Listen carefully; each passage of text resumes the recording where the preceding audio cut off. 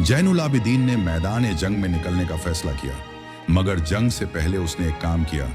किले के दरवाजे पर वही फकीर तलाश करवाया, मगर वह कहीं न मिला। उसी रात किले की अकबी सिमत से एक खुफिया हमला हुआ और जैनुल आबिदीन का बेटा अली रजा लापता हो गया। अब सवाल सिर्फ तख्त या जमीन का न था, बादशाह की रूह का सवाल था। रात की सियाही में पूरे किले पर सोगा तारी था। चिराग बुझ चुके थे, सिर्फ महल की ऊंची दीवार पर एक मशाल जल रही थी। वही जगह जहां से अली रजा को आखिरी बार देखा गया था। जैनुल आबिदीन तन्हा इस मुकाम पर खड़ा आसमान की तरफ देख रहा था। उसकी आंखों में आंसू न थे, सिर्फ एक अज़्म की चमक थी। अगर मेरा बेटा जिंदा है तो वह मुझे मिलेगा, और अगर शहीद हो चुका तो मैं उसके कातिल का सारा जहान जला दूंगा।